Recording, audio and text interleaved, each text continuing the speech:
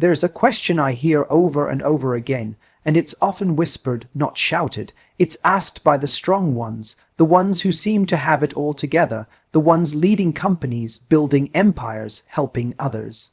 The ones who read all the right books, say all the right things, and still they find themselves asking, why do I keep falling for people who can't love me back? This isn't the story of someone desperate or naive.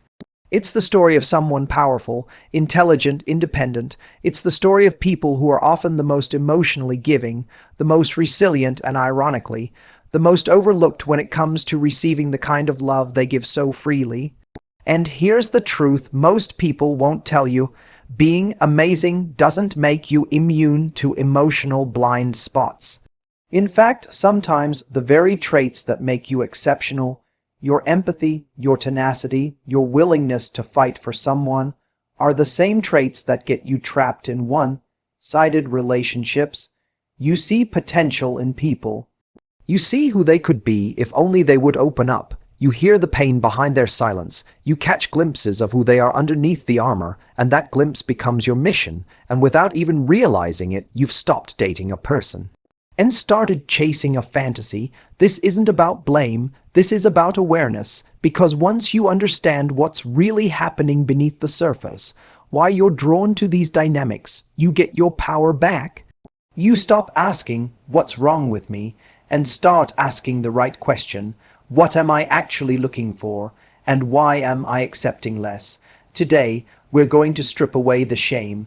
We're going to explore why even the most emotionally intelligent people fall for emotionally unavailable partners. And more importantly, we're going to talk about how to break that pattern so you can finally receive the love you've always been willing to give. When someone falls for an emotionally unavailable person, the world rushes to judge. Friends say, you're too smart for this, or can't you see the signs? But intelligence has very little to do with it.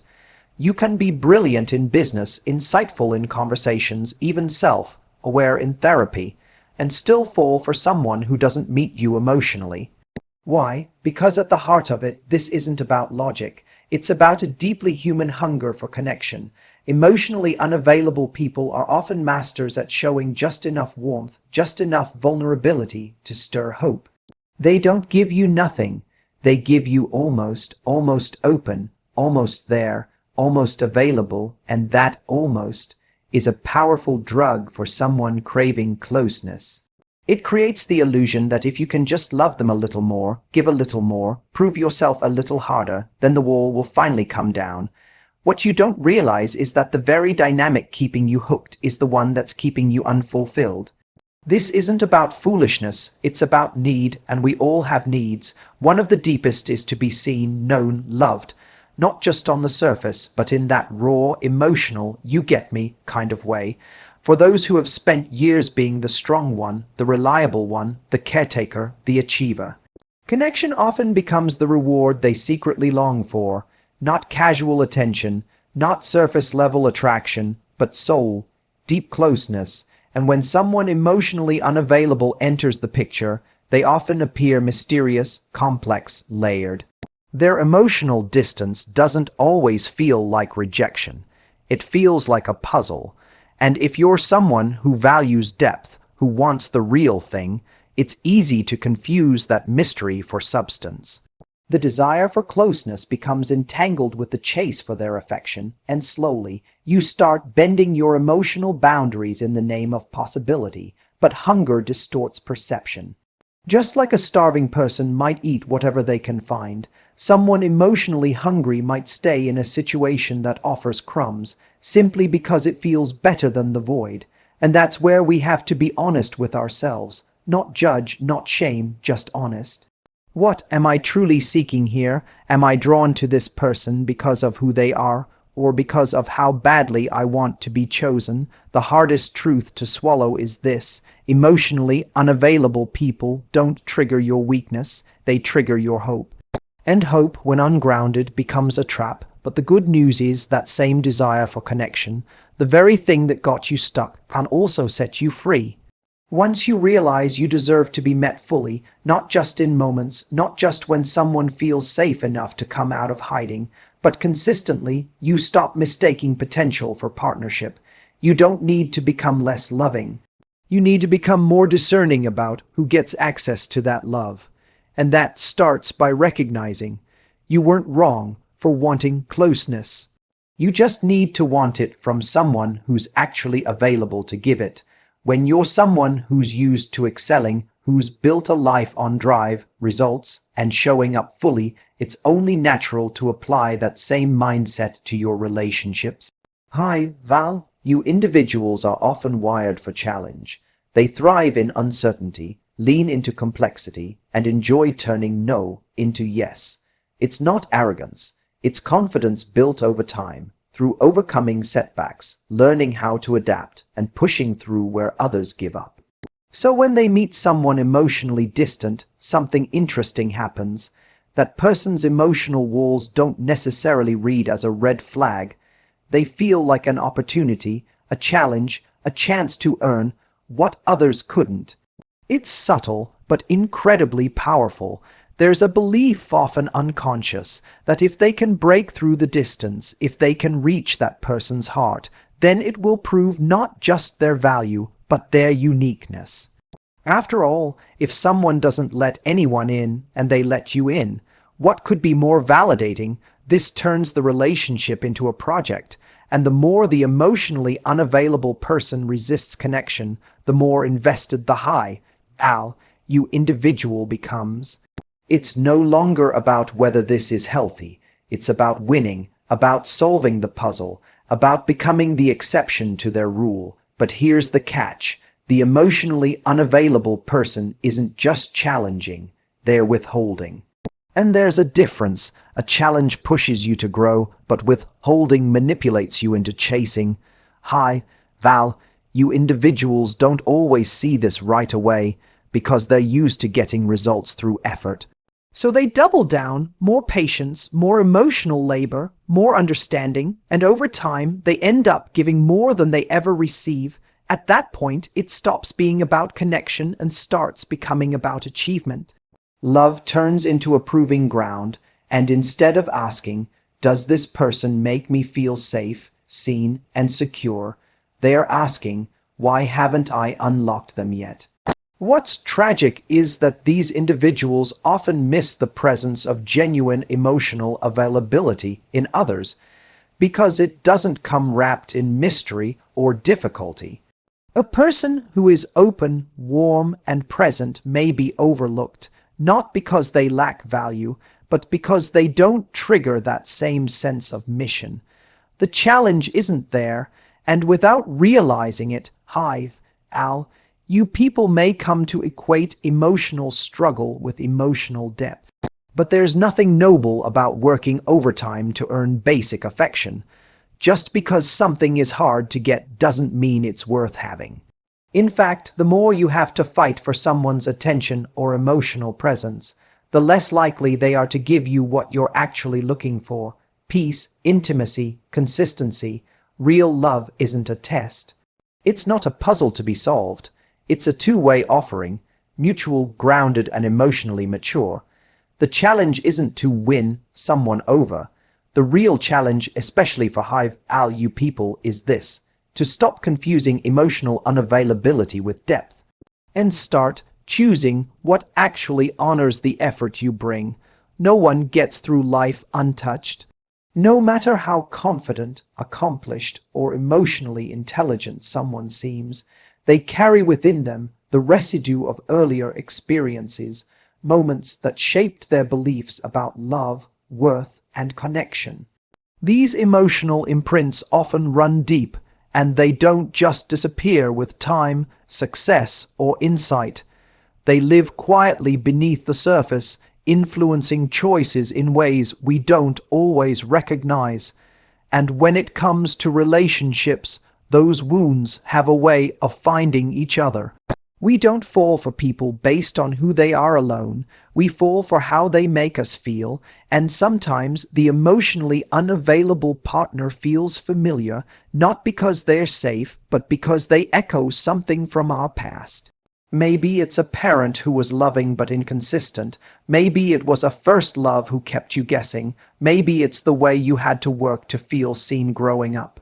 Whatever it is, when someone shows up with similar emotional gaps, the subconscious pulls you in not because it's healthy, but because it's known. This is where the irony lies. You could be a powerhouse in every other area of your life.